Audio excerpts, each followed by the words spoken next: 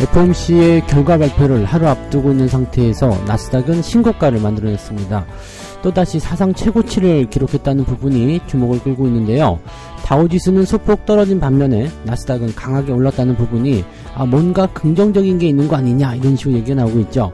물론 이제 애플이 크게 올라가면서 분위기를 좀 만들어내긴 했습니다만 전반적으로 애플 하나만 올라서는 만들어질 수 없는 그런 모양새이기 때문에 투자자들이 조금 더 관심을 많이 가지는 것 같습니다. 이 부분들 같이 알아보도록 하고요. 자동차 관련주들의 움직임들이 심상치 않습니다. 계속적으로 올라갈 것이다, 더 좋아질 것이다 이런 전망이 계속 나오고 있는데요. 일단은 실적에 대한 부분, 그 다음에 밸류, 주주 환원 정책 등등에 대한 여러가지 기대감이 좀 있죠. 그래서 이 자동차 관련주들 움직임들 어떤 식으로 봐야 되는지, 지금이라도 매수를 해봐야 되는 것인지 이런 것들에 대해서 알아보도록 하고요. 2차 전지 관련주들이 더 오를 것이다 라는 전망이 나오고 있습니다. 지금 이제 전기차 캐즘이라는 얘기 들어보셨어요? 이게 지질학에서 사용되는 용어라고 하는데, 요즘 이제 이 전기차 캐즘이라고 합니다. 그래서 이 기간 이후에는 더 많이 오를 것이다, 이런 식의 얘기를 하고 있더라고요. 2차 전지 관련한 부분들이 일단은 뭔가 어떤 그 도약의 시기간이 좀 필요한데, 그것을 증권사에서는 빠르면 2분기, 늦어도 3분기부터는 나올 것이다 이런 전망을 하고 있습니다. 정말 그런지 알아보도록 하죠.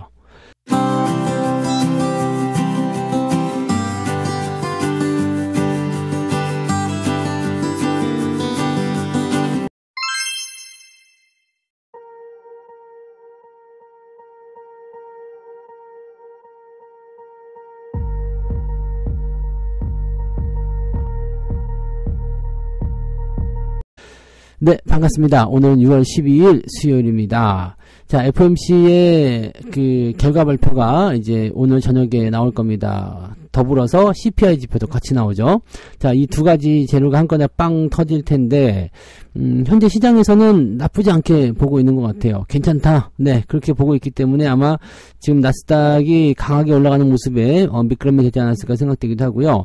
다우지수 역시도 장 초반에는 좀 많이 밀리는 듯한 느낌이었거든요. 근데 후반부 들어가면서 쭉 끌려 올라갔고요. 분위기가 나쁘지 않았습니다. 결국 다우지수는 마이너스 0.31%로 하락 마감됐지만 나스닥은 플러스 0.88 올라오면서 17,343포인트 사상 최고치를 또다시 경신을 합니다. 나스닥이 올라가는 것은 기술주들의 움직임들이 전체적으로 좋아졌기 때문이다라고 볼 수 있거든요. 엔비디아는 조금 보합이었죠. 그 다음에 테슬라는 조금 더 내렸습니다만 애플을 비롯해서 그 외의 종목군들이 많이 올랐다 봐야 됩니다. 그래서 이 전반적으로 기술주들의 상승은 금리 쪽에서의 부담감이 많이 줄어들었을 때 나타나는 일 중에 하나잖아요. 그래서 이런 것들이 아마 작용이 되지 않았겠는가라고 판단이 되고 있는 거죠. 이렇게 본다라면 이거 봐, 그래? 그렇다면 이번 FOMC에서 뭔가 또 다른 그런 기대치, 전망치가 또 나오는 건 아니냐 이런 식으로 분석이 되고 있는데, 요거는 현재로서는 그렇게까지 긍정적인 내용은 아직은 없거든요. 그래서 여전히 변수의 요소로 남아있을 수 있겠다 볼 수 있겠습니다. 어쨌건 지금은 나스닥 쪽에서의 움직임이 좋았기 때문에 우리 증시는 같은 기대감으로 조금은 생각해 볼 수 있지 않을까 이렇게 생각은 되고 있습니다. 자, 내용을 한번 살펴보도록 하면은요, 애플 주가가 7% 급등, 요게 이제 중요하죠. 애플이 이제 어제 AI에 대한 이야기 발표하면서 주가가 좀 떨어졌단 말이에요. 그러면서 우리나라도 관련 주식들 많이 폭락을 했었죠. 폭락을 하기 좀 그렇고, 좀 급락을 했다고 보시면 되겠어요. 좀 많은 폭의 하락을 보여줬는데, 이게 오늘 7% 올라왔어요. 그러면은 어제 내려간 거, 만약에 우리나라 증시가 관련 종목들이 한 5% 밀렸다. 그러면 오늘 한 10% 좀 올라가야 되는 거 아닌가? 라는 생각이 좀 들기도 합니다. 야, 이 정도 급등이야? 라는 생각이 좀 드는 부분인데, 자, 이게 그 음성 비서인 시리한테 새로운 AI 기능을 추가하고 챗 GPT를 심는 방안 이런 것들을 이제 발표했다라고 되어 있는 거죠. 그러니까 실망이다. 너 별거 없지 않냐? 라고 했는데 그냥 바로 급등을 한 게 된 겁니다. 이거는 심리적인 요소도 있을 수 있겠고, 생각해보니까 네가 AI의 어떤 그 기능을 추가하게 되면 어찌됐건 간에 그게 실망이든 아니든 간에 아이폰 교체 수요를 자극할 수 있는 요소는 될 것 같더라. 그러니까 너는 실적이 좀 늘어나지 않겠느냐라는 식으로 구분이 좀 될 수 있다. 이렇게 볼 수가 있는 거거든요. 자, 이렇게 이야기가 하루 만에 바뀌니까 급등으로 연결이 되는 모습이고요. 이렇게 되면 관련주들도 어제 많이 내렸지만 쭉 상승하는 모습으로 또 다시 갈 수가 있겠죠. 그러면 그렇다라면은 분위기가 어제와 좀 다른 내용이 좀 나올 수 있겠죠. 그래서 이쪽 관련한 내용들 조금 살펴볼 필요 있을 것 같습니다. 애플 부품주들, 관련주들, 네, 어제 내린 종목군들 오늘 반등을 기대를 해보자 이렇게 보시면 되겠고요. 자, 연준의 금리 인하가 좀 이제 늦어질 것이다 이런 부분들, 즉 기대감이 좀 약해진 점은 투자 심리에게 위축을 줄 수 있는 요소가 좀 됐겠지만 이런 애플의 두드러진 행보가 지수 흐름을 견인하는 양상을 보였다. 즉 기술주의 움직임이 네, 지수를 이끌었다라고 보시면 되는 거고요. 자, 현재 CPI 지표 같은 경우는 지난달보다 완화되거나 아니면 정체될 것으로 예상되고 있다라고 얘기합니다. 자, 3.4% 정도로 될 것이다라고 전망되고 있는데 전월 대비 상승폭은 0.1% 정도로 네, 직전을보다도 완화될 것이다 이렇게 전망이 되고 있습니다. 금년 CPI 역시도 마찬가지입니다. 그래서 좋아지거나 그대로거나 둘 중에 하나다 이렇게 전망이 되고 있어서 자, 물가 지표가 조금 완화가 된다라면 도움이 될 수밖에 없겠죠. 그래서 이 CPI 지표가 생각했던 것보다 좋게 만들어지게 되면 시장이 확 올라갈 수도 있을 거고요. 그게 아니라면은 네, 지금과 같은 흐름으로 연결이 되면서 이제 잘 넘어가는 그런 시기에 어떤 포지션이 나올 수가 있겠죠. 자, 내용을 조금 더 살펴보면요.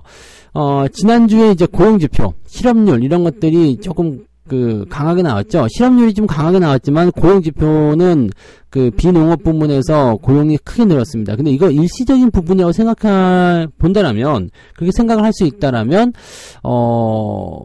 지금 이 실업 지표가 크게 증가했었던, 이제 4%를 넘어가는 모습으로 생각한다라면, 이쪽은 고용시장이 별로 안 좋다는 의미로 해석을 해야 되거든요. 그래서 그렇게 됐을 경우에 만약에 CPI, 즉 인플레이션이 조금이라도 둔화되는 모습 보이게 된다면 시장에는 확 하고 안도감이 퍼질 수 있다. 이렇게 보실 수가 있겠죠. 자, 지금 이 상황이 어떤 거냐면 기업들의 어떤 채용이나 또는 이런 실업, 고용 시장에 대한 어떤 부담감이 커지고 있는 상태에서 물가 지표가 안정화되는 것이다. 그러면 금리를 인하시켜야 된다라는 쪽으로 간다는 얘기가 되는 거죠. 자, 6월달 FOMC, 이번 FOMC에서는 일단 금리를 동결시킬 것이다. 이게 99.4%랍니다. 네, 뭐 그냥 100%죠. 네, 100% 금리 동결. 0.6%의 어떤 기적으로다가 네, 금리를 인하시키지는 않을 것 같고요. 네, 어쨌든 금리를 동결시킬 것이다 라는 것이고요. 점도표도 약간 하향 수정될 것이다 라고 전망되고 있습니다. 즉 3번의 금리 인하를 예상하고 있었는데 이게 2번 정도로 줄어들지 않겠느냐라고 얘기가 될 수 있는 부분이죠. 그렇게 되면 금리 인하에 대한 기대감은 힘을 받기 좀 어려워질 것이다. 그것 때문에 그러는 거예요. 지금 연초까지 해서 지금까지 계속해서 유지되어 왔었던 게 올해 금리 인하 3번, 그러니까 3번을 인하하려고 한다라면 당장 뭐 7월달부터라도 해야 되는 거 아니냐. 7월달, 9월달, 11월달, 12월달 4번밖에 없거든요. 이제 앞으로 남아있는 게. 그러니까 당장 이제 6월 아니면 7월이라도 해야 되는 거 아니냐. 이런 식으로 얘기가 나오고 있는 건데 점도표를 낮출 수도 있겠죠. 네, 2번을 낮춘다 그러면은 이제 9월이 아니라 11월에 할 수도 있다. 뭐 이렇게 나올 수도 있는 거고요. 자, 물론 이제 금리 인하 횟수가 줄어든다고 해서 네, 뭐 금리 인하를 안 하는 건 아니죠. 그냥 변함없습니다. 완화를 일단 할 것이다. 금리 인하를 할 것이다. 이런 변함이 없는데 이 부분의 시기가 자꾸 늦어지게 되면 투자자들의 마음은 급한데 뒤로 넘어지게 되니까 에이씨 안 해. 뭐 이렇게 나오는 부분도 분명히 나타날 수밖에 없겠죠. 그리고 경계심을 가질 수밖에 없겠다라고 보시면 되겠습니다. 7월 역시도 동결 확률이 91%로 나와 있기 때문에 현재로서는 당장 뭐가 나타나기 좀 어려워 보인다라는 것이 맞는 얘기가 아닐까 보여지긴 합니다. 근데 지금 상태 같은 경우라면은요, 네, 만약에 6월달 점도표가 좀 제대로 나온다거나 기대감을 좀 준다라면 7월달부터는 네, 금리 동결 확률이 확 낮아지면서 인상 가능성이 다시 대두가 될 수가 있습니다. 7월 말이에요. FOMC가 7월 말, 한 달 반이나 남았거든요. 그리고 7월달은 지표를 전부 다 보고 들어가야 되기 때문에 7월달 금리 인하 확률 여전히 있습니다. 물론 이제 시장 상황에 따라 달라지긴 하겠습니다만 지표가 어떻게 나타나느냐, 네, 그 부분 좀 봐야 되겠죠.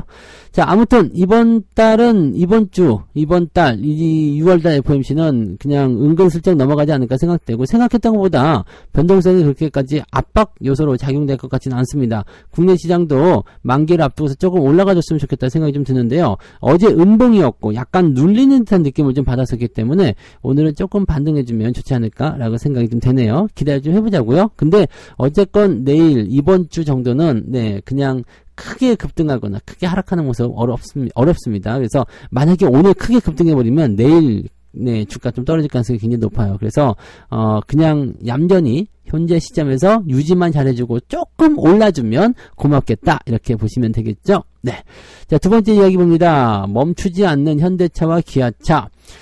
자동차 쪽으로 조금 밀어주는 듯한 느낌이 좀 나타나고 있어요. 자동차. 뭐 반도체가 이제 삼성전자가 좀 주춤하고 하이닉스도 열심히 달리고 있지만 자동차도 우리도 질 수 없다, 잘 달린다 이렇게 되어 있습니다. 현대차와 기아차의 강세가 지속되고 있다. 연초에 20만원 선에 불과했던 현대차는 무려 33% 상승했고요. 이 현대차 EUB는 지금 제가 그때 샀던 게 10만원인데 지금 16만원이니까 60% 올라왔어요. 그러니까 EUB는 더 많이 올랐죠. 이게 배당을 많이 주기 때문에 그런 모습 좀 있었겠지만, 네. 그리고 지금 시총 4위에 올라가 있다라는 거고요. 기아 역시도 9만원대부터 시작해가지고 지금 네 22%까지 올라왔다. 많이 올라왔죠. 많이 올라왔습니다. 네.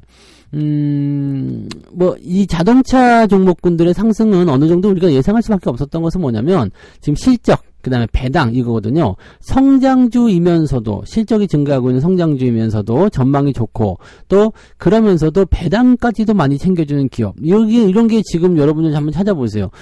별로 없죠. 경기 민감주, 성장주이면서 배당을 5%, 6%씩 준다. 이 현대차 EUB 같은 경우는 10% 주잖아요. 그러니까 이렇게 주는 기업이 어디 있을까라는 거죠. 보통 이 정도 배당 받으려면 은행주, 금융주 쪽으로 들어가야 되는 거잖아요. 근데 그럼에도 불구하고 얘는 네, 특별한 케이스라고 보셔야 되는 거죠. 그러니까 배당도 높으면서 또 대형주이면서 네, 실적도 좋으면서 성장하면서 경기 민감주면서 이렇게 되어 있는 거죠. 그러니까 시장이 상승할 때 네, 주목을 받을 수 있는 가장 좋은 섹터 중에 하나다라고 보시면 되죠. 이미 뭐 분석을 다 해드렸던 내용이긴 합니다만 그러한 내용들이 이제 현대차와 기아차의 주가를 계속해서 올려주고 있는 것이다라고 보시면 되겠습니다. 1분기 실적은 굉장히 좋았죠. 네, 좋았고 2분기에도 뭐 괜찮을 것이다라는 전망이 나오고 있습니다. 2분기 실적 같은 경우를 잠깐 보시면 아직까지는 이제 뭐 나타나고 있지 않습니다만 현대차의 2, 4분기 영업이익은 4조 200억, 270억 정도 나올 것이다 라고 되어 있고요. 네, 전망치가 계속 증가하고 있습니다. 전망치가 증가하고 있고 기아차 같은 경우는 3조 5,700억. 어유 많이 그 전망치가 높아지고 있습니다.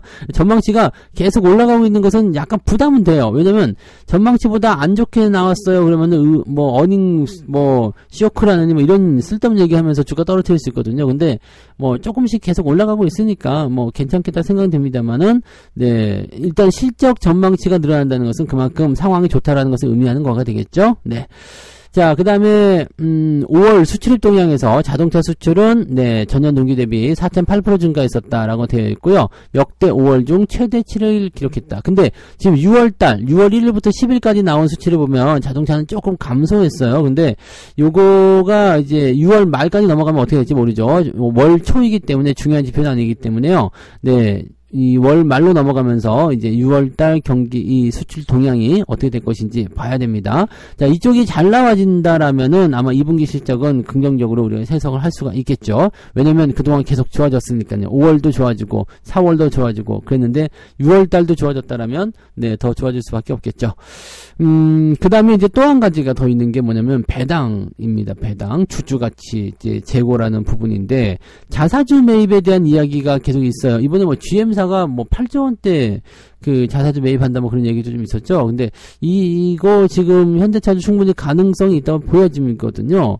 지금 현재 보면은 현금성 자산 규모가 15조 8천억 정도 있다. 그래서 역대 최대 수준이기 때문에 이미 이제 이런 어떤 주주 환원에 대한 이야기를 좀 하게 되면 자사주 매입 규모를 조 단위로 진행할 수도 있을 것이다. 이거를 지금 발표를 아직 안 하고 있어요, 현대차가. 네, 현대차가 이제 뭔가 포인트가 딱 만들어졌을 때 이 자사주 매입에 대한 이야기를 하게 되면 지금 증권사 전망치 예상치처럼 1조 원 정도 규모의 자사주 매입을 한다 그러면 이거 한 10%대 올라가는 거 1도 아니죠. 지난번에 한 9% 올랐잖아요. 그거 넘어가는 거 1도 아니죠. 그러니까 이 자사주 매입에 대한 가능성을 충분히 충분히 우리가 봐야 되고, 자사주 매입을 통해서 또 진행할 수 있는 게 뭐냐면 배당, 배당 확대 이런 것들 볼 수가 있겠죠.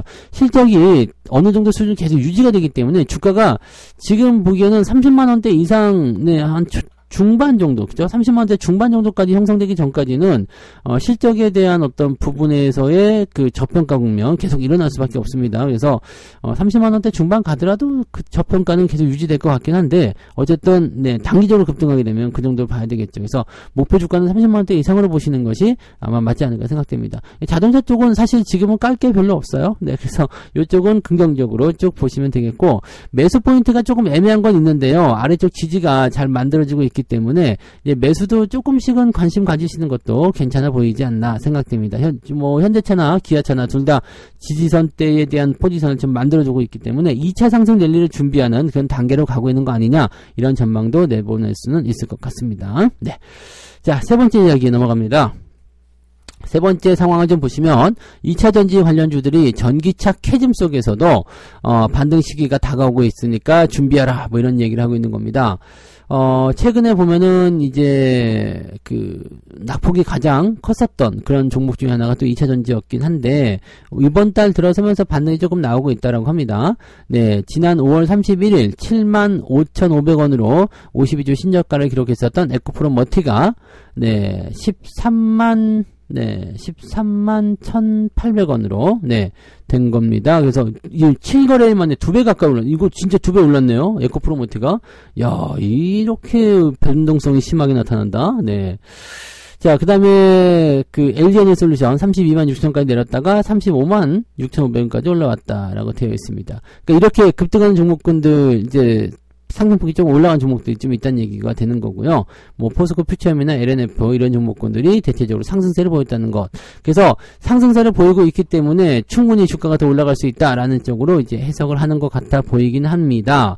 뭐 일단은 반등하고 있으니까요. 근데 중요한 거는요, 2차전지가 그동안 하락하면서 과매도 국면으로 들어갔다는 얘기죠. 즉 뭐냐면 이제 저점 라인대에서 이거는 너무 과하다라는 느낌을 좀 받을 수 있는 그런 단계까지 내려왔었고, 그 부분을 해소하기 위한 매수세가 어제 그저께부터 들어오기 시작했다라는 거죠. 자, 이거는 보통 과매도에서 올라가는 부분들은요, 이 반등이 연결되긴 합니다만 기술적 반등에 그치는 경우가 굉장히 많아서 주의가 좀 필요하긴 하거든요. 그래서 이런 부분들은 좀 조심을 좀 하긴 해야 됩니다. 자, 2차전지 관련 종목은 세계적인 전기차 성장 둔화와 중국 업체와의 경쟁 심화 이런 것들로 부진을 거듭해왔다. 하지만 낙폭이 과도하면서 저가 매수가 유입되고 있고요. 하반기 반등이 가능하리라는 기대감이 고개를 들고 있다. 지금 이제 EU가 중국산 전기차에게 그 관세를 매긴다 이런 얘기도 있었고요. 그 다음에 배터리 사용량은 조금 늘어났죠? 조금 늘어나는 모습 좀 있었고, 그리고 이제 중국산 제품에 대한 경계심 계속 일어나고 있는 모습이라서, 뭐, 우리나라도 올라가는 거 아니겠느냐 얘기 있습니다. 자, 지금 보면은, 이제 전기차 관련해서, 빠르면 올해 2분기, 그러니까 2분기면 지금 6월인데 지금부터 반등 나가야 된다는 얘기고요. 늦어도 3분기에는 저점을 형성한 후에 반등하게 될 것이다. 그래서 보통은 이제 겨울쯤 찬바람 불 때쯤 올라갈 것이다 이런 전망들을 하고 있거든요. 제가 보기에는 사람들에게 팔지 못하게 만드는 하나의 어떤 그 메시지가 아닐까 생각합니다. 이제 그 올라가게 될 테니까 팔지 말고 기다리세요 라는 식인 것 같은데, 실적 개선의 시기가 다가온다고 해서 중요한 건 이거잖아요. 실적 개선의 시기가 다가왔어. 실적이 좋아졌어. 그런데 그렇게 실적이 개선된다고 해서 지금 현재 주가 수준에서의 고평가 국면이 해소가 될 수 있겠느냐. 주가가 많이 내려왔음에도 여전히 고평가 상황이잖아요. 그래서 그런 부분들이고, 중국 쪽 전기차에 이 관세 매기는 부분들은 우리나라 배터리랑 관계가 없다는 얘기입니다. 그래서 그런 부분들, 물론 이제 전기차 배터리 사용량이 증가하고 있다는 것은 우리나라 쪽에 긍정적인 요소는 될 수 있습니다만, 전기차에 뭐 보조금 매기는 거는 뭐 그다지 영향력은 없습니다. 중국산 전기차에다 여러분들이 저거 우리나라가 뭐 하는 것도 아니고, 그 다음에 그렇다고 해가지고 뭐 다른 그 회사들이 그 중국산 배터리 쓰지 맙시다 이런 식으로 나왔다라면은 몰라요. 근데 그런 게 아닌 이상은요, 전기차라는 부분들은 의미가 없죠. 자, 그 다음에 이제 테슬라 쪽에서의 주가 하락, 요것도 조금 리스킹하죠. 지금 그 판결이 13일 내일 나오죠. 내일 저녁인가 나올 텐데, 이걸 앞두고서 또 애매합니다. 만약에 부결됐을 경우에 네, 이게 뭐 안 된다라고 얘기가 나오면은 주가가 좀 더 많이 내릴 수 있다라는 전망이 있기 때문에 뭐 이런 부담감 리스크 그냥 가지고 있는 것 같기도 합니다.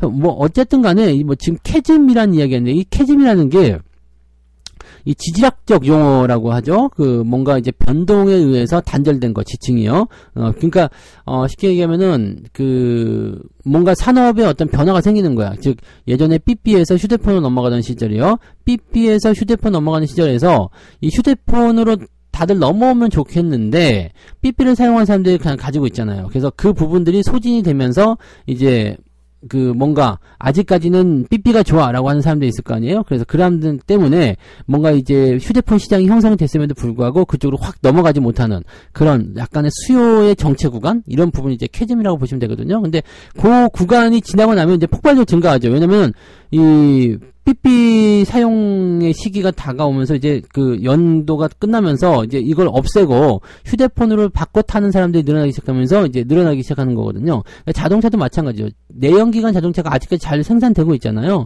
그러니까 이 부분들은 내연기관 자동차 요즘에 자동차 내구연은 되게 길잖아요. 뭐 10년만 타고 그냥 폐차시키는 분 안 계시죠? 그러니까 지금도 내연기관 자동차가 열심히 생산이 되고 있다라면 이 전기차에 대한 부분들은 수요가 폭발적으로 증가하기는 좀 애매하다는 얘기죠. 그래서 이 내연기관 자동차를 이제 어느 정도까지 타고 없애고 그 다음에 전기차로 넘어가는 그런 단계를 거쳐야지 된다라는 건데 시간 오래 걸리지 않겠습니까? 네, 그 뭐 이걸 캐즘이라고 하지만 이렇게 되면은 시장의 어떤 수요가 줄어들어 있는 상태가 1, 2년으로 끝나지 않을 수도 있다는 얘기잖아요. 그래서 상당히 오랜 기간 네, 전기차의 어떤 성장성이 이렇게 딱 고정되어 있는 그런 부분으로 갈 수도 있다라고 보셔야 되기 때문에 이렇게 본다라면은 네, 오히려 네, 이 앞으로 뭐 실적이 조금 증가하는 거, 뭐 주가가 좀 내려가 있는 거 이게 중요한 게 아니라 네, 이 캐즘에 대한 부분이 해소가 돼야 되는 거 아닌가라는 생각을 좀 해봐야 될 것 같은데요. 네, 그 정도 생각하시면 되겠네요. 네, 자 아무튼 이렇게 세 가지 이야기 전달을 드렸습니다. FOMC를 앞두고서 나스닥은 사상 최고치를 찍었다. 다우지수도 나쁘지 않았습니다. 그래서 괜찮은 흐름들 보였기 때문에 긍정적으로 보시는 거 좋을 것 같아 보이고요. 멈추지 않는 자동차 관련주들 움직임들, 자동차주는 실적도 좋고 배당도 좋고 아주 그냥 네 이뻐요. 네 재간둥입니다. 그래서 자동차 관련주들은 네 매매 포인트가 최근에도 또 나쁘지 않게 나오고 있기 때문에 관심들 좀 가지시는 것은 괜찮아 보입니다. 뭐 부품주 쪽도 마찬가지죠. 부품주는 잘 안 오르는 이유는 완성차가 올라가고 난 뒤에 네 움직이는 경향이 있기 때문에 그렇습니다. 그래서 자동차 완성차가 잘 가면 부품주 따라가는 것은 당연하다 이렇게 보시면 됩니다. 자 2차전지 관련주 전기차 캐즘 네, 캐즘이 뭐 맞다고 볼 수는 있겠습니다만은, 네, 그 캐즘의 시기임에도 불구하고 더 많이 올라가야 된다. 이런 식으로 얘기 나오는데, 진짜 캐즘의 시기라면은, 네, 쉽게 올라가지 못합니다. 네, 그런 부분들, 약간, 네, 실적 뭐 기대감 어쩌고저쩌고 하지만 조만간 반등 쉽지 않을 거라 생각하셔야 되겠죠. 그러니까 지금 같은 경우에는 올라가는 것은 기술적 반등의 포지션으로만 생각하시는 게 맞겠죠. 네. 자, 책 한 곡 읽고 마무리하도록 하겠습니다. 리스크를 감당할 수 없다면 반드시 안전장치를 걸어야 한다. 매일 시장을 들여다보는 유혹을 이기기 어렵다면 PC에서 HTS를 삭제하거나 스마트폰에서 앱을 삭제해버리는 게 좋다. 과소비를 막기 위하여 신용카드를 잘라버리는 것과 같은 의미이다. 자, 좋은 주식을 갖고 있는데 계속 쳐다보니까 나도 모르는 사이에 매도가 돼버리는 거지. 이런 경우 굉장히 많죠. 괜히 팔았네, 막 이런 거. 특히 하이닉스 이런 거. 다 팔아버렸어요. 조금밖에 안 먹고 팔았어요. 네. 이런 하이닉스 같은 대형주로 100% 수익 내는 경우가 이렇게 쉬운 일이 아닙니다. 근데 그런 부분들이 만들어지고 있잖아요. 그냥 대형주니까 느리니까 답답하니까 10%, 5% 이렇게 먹고 팔아먹는다? 네, 아닙니다. 지금은 시장이 상승세로 가고 있기 때문에 네, 대형주도 100%, 200% 또는 더 많이 수익이 날 수 있는 시기입니다. 그래서 목표주가 더 멀리 보고 더 크게 보고 그렇게들 진행하시면 좋을 것 같아요. 네, 자 안전장치 잘 거셨는지 확인하시고요. 자 이대로 쭉 또 한번 가보도록 하자고요. 자 오늘은 조금 괜찮은 흐름으로 진행되기를 기대해보면서 네, 저는 장중시장 때 다시 오도록 하겠습니다. 고맙습니다. 본 방송에서 제공되는 모든 정보는 투자 판단의 참고 자료이며 투자의 최종 책임은 본 방송을 이용하는 본인에게 있습니다.